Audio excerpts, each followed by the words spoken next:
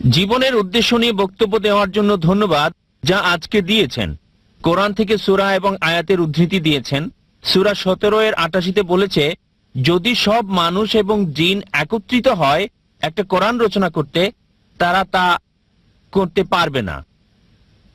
কিন্তু তাবারির ইতিহাসে ভলিউম 6 পৃষ্ঠা 107, ইবনে সাহাদ কিতাব আল তাবকাত আল কবির ভলিউম 1 অধ্যায় 1 এবং 2 পৃষ্ঠা 236 এবং 239, ইবনে ইসহাক সিরাত রাসূলুল্লাহ পৃষ্ঠা 165-167 বলেছে যে মুহাম্মদ শয়তান দ্বারা প্ররোচিত হয়েছিল এবং 3 জন দেবদেবীর পক্ষে কথা বলেছিল, আল্লাহ, আল উজ্জা এবং মান্নাত। বলেছে যে তাদের ইন্টারসেশন হয়েছে। তা কিছু সময় পর আরো ওহী পাওয়ার পর জিবরিল ফেরেশতার কাছ থেকে ওই আয়াতগুলো আল্লাহর নিকট থেকে না, বরং শয়তানের কাছ থেকে পাওয়া। আমার প্রশ্ন হলো, এই ঘটনার কয়েকটা প্রয়োগ এবং চ্যালেঞ্জ রয়েছে কোরআনের অনুরূপ সূরা আনতে। সূরা 17-88 ছিল আসলে শয়তানের কথা মুহাম্মদের সময়ের, ঠিক, যা পরবর্তীতে যেন প্রমাণ করে যে কোরআনের বাকি অংশ কি আল্লাহর পক্ষ থেকে এসেছে।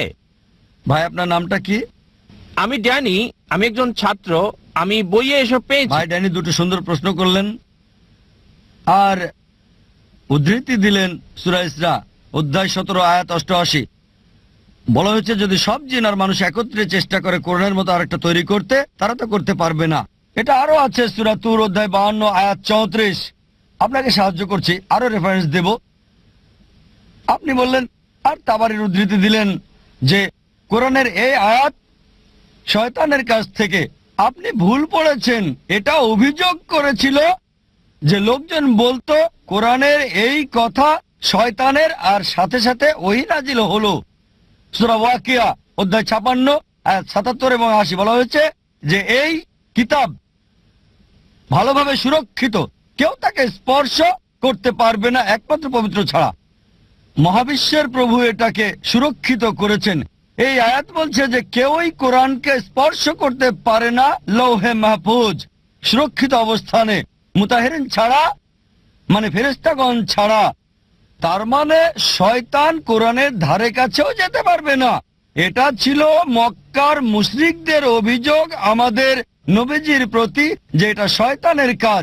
এর জবাবে অনেক আয়াতই কোরআনে আছে। সূরা নিসা অধ্যায় 4 আয়াত 82 কোরআন বলছে, আফালা ইয়াতাদাব্বারুনাল কোরআন ওয়ালাউ কানা মিন ইনদি গায়রিল্লাহ লাওজাদু ফি ইখতিলাফান কাসীরা।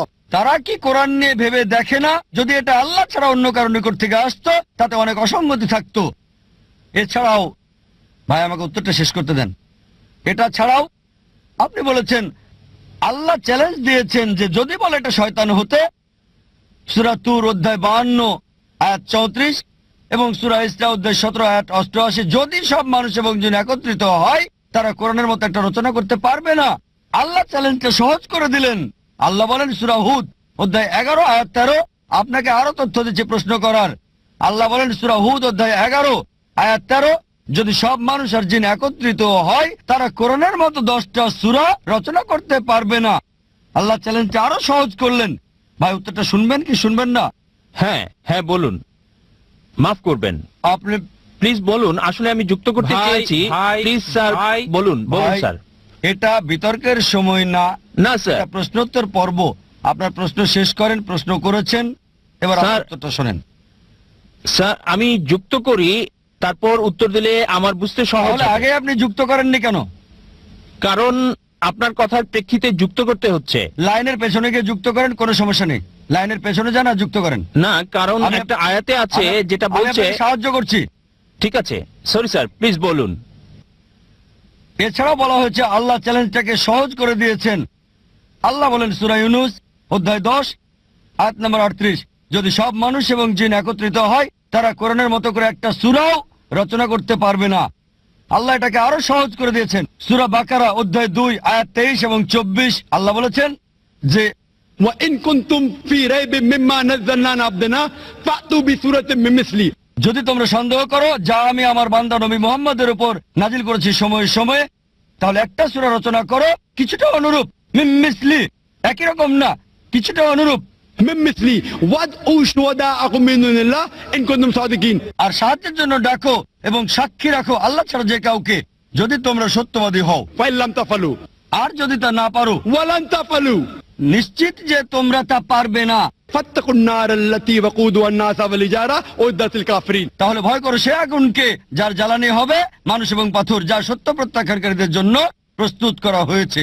এটা চ্যালেঞ্জ, একটা সব সময়ের জন্য চ্যালেঞ্জ। অনেকে চেষ্টা করেছে কোরআনের মতো সূরা রচনা করতে, আর তারা চরমভাবে ব্যর্থ হয়েছে। কোরআনের ভাষা ছিল আল্লাহর পক্ষ হতে আর পবিত্র, লোকে চেষ্টা করে পারেনি। কোরআন নাজিলের সময় আরবি ছিল সেরা ভাষা, সর্বোচ্চ অবস্থানে ছিল। আরবরা তাদের ভাষা নিয়ে গর্ব করত। আল্লাহ বলেন, তোমাদের ভাষা দিয়েই এই কোরআন নাজিল করেছি, চেষ্টা করে একটা সূরা রচনা করো। কিছুটা এমন, পুরোপুরি না। কিছু সূরা আছে একটা সূরার 3টা আয়াত, বড় জোর 10টা শব্দ। অনেকে চেষ্টা করেছে, চরমভাবে ব্যর্থ হয়েছে। যদি মনে করেন এটা আল্লাহ ছাড়া অন্য কারো কাছ থেকে চেষ্টা করেন একটা সূরা রচনা করতে, এটা চ্যালেঞ্জ, কখনোই কেউ পারে নাই, আপনিও পারবেন না। আশা করি উত্তরটা পেয়েছেন। Thank you.